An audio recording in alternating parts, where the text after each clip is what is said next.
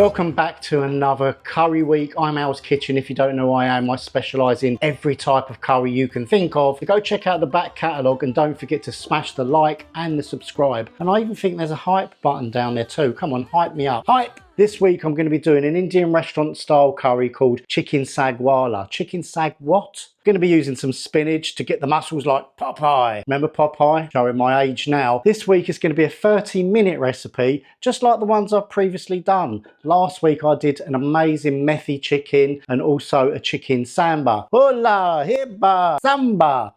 Did you try it? If not, go and check it out. It's doing amazing on the internet. I'm drinking a nice, well, not quite a pint, 0.25 litre of Stella on the perfect draft.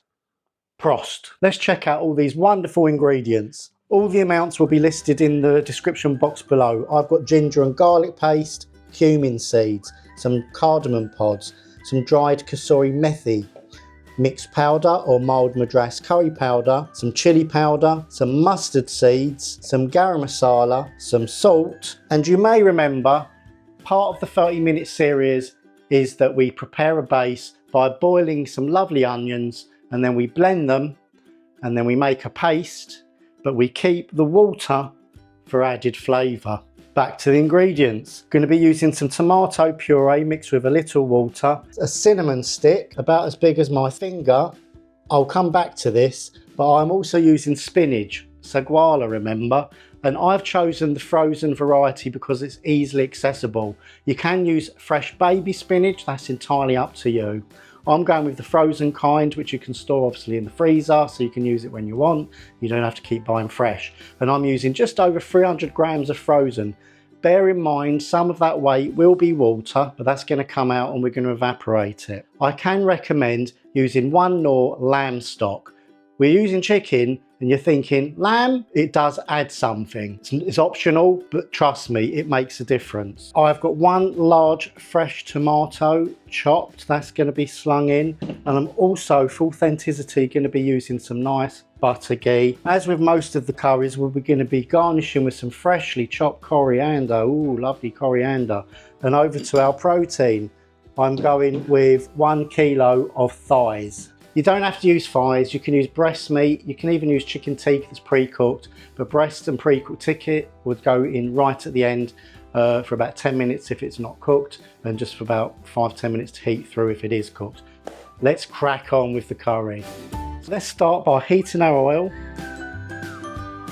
and we're going to first of all fry out the cumin seeds, cardamom pods, and the cinnamon stick, and this is just to flavour the oil. As soon as you start to hear the cumin seeds crackle a little bit, you can then go in with the other ingredients. So once we've tempered the oil, we're going to go straight in with our lovely onion paste. And also the ginger and the garlic. Oh, and I forgot the yellow mustard seeds. Sling those in the oil too. Give that a good stir.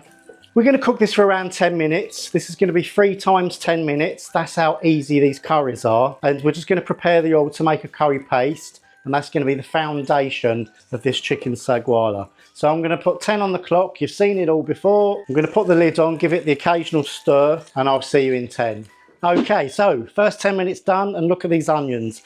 Nicely cooked, starting to turn, meaning change colour. Got some lovely caramelised brown bits. Let's start making the paste. So in goes the curry powder or mixed powder, chili, garam masala. Put most of the salt in, not all. And let's make a lovely curry paste. So stir all this in. Right, that's all come together. We're going to use the tomato paste to complete the masala. There you go. All that goes in.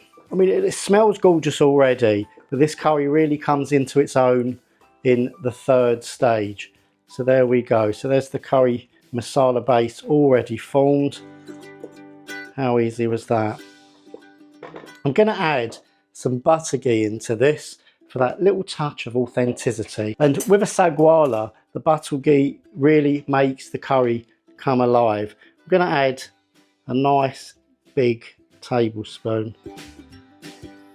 Again, not essential, but every layer helps.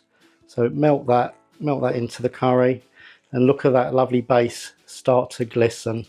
Into this curry base, we're going to add the chicken. Now, because we're using thighs, These are going to cook for the next 20 minutes or so. So we're going to coat the chicken thighs into that lovely masala base. You can dice the thighs if you want. I'm using them whole. No airs and graces. Just stick in all of that onion water, which is around 500 ml. Mix that through, dissolve the base. Absolutely beautiful. Right, so I'm going to stick another 10 minutes on the clock, and that will bring us to the final 10 minutes where I will dissolve my lamb stock and add the magic to the curry. So another 10 on the clock. Keep your eye on it, lid on, and let's simmer that away. 10 minutes completed, take a look at this curry. Bubbling away nicely, but we're not finished yet. Into this, I'm going to add the kasuri methi.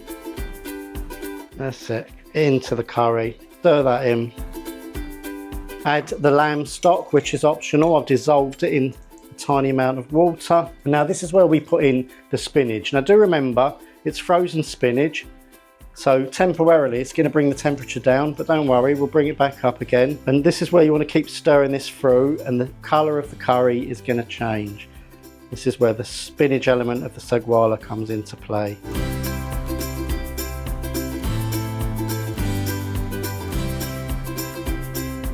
For this section, I'm going to simmer it, going to keep the lid off, and I'm going to set another 10 minutes. You might have heard me say in other videos that this is the perfecto zone. This is where we get the curry just right.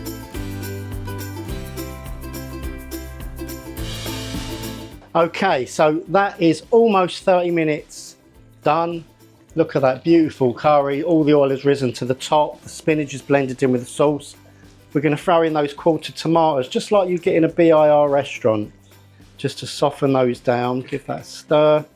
Do you know one herb you can add to this to make this curry even better? Yeah, you've guessed it, or maybe you haven't. Coriander, absolutely beautiful. So let's put in a nice big handful, save some for garnish, of coriander. Add it at the end because it does tend to lose its flavour. And there you go, a wonderful chicken Saagwala. I think it's time to plate this up.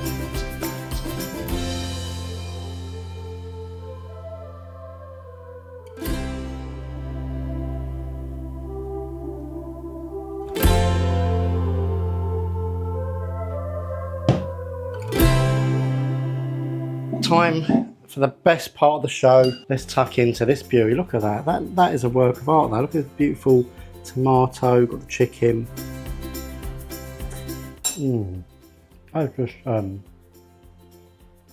That's just amazing. I mean, it's so balanced, it's so decadent, it's just got a lovely silky gravy to it. You've got to try this. This is absolutely delicious. Now, the silly thing is, I'm actually going out to a restaurant tonight for a curry, so this is going to have to be boxed up and put into the fridge. But don't forget to like and subscribe to the channel and tell just one other person to blow this channel up. For now, I'm Al, and I'm out of here. Well, I'm not actually going anywhere. Bye.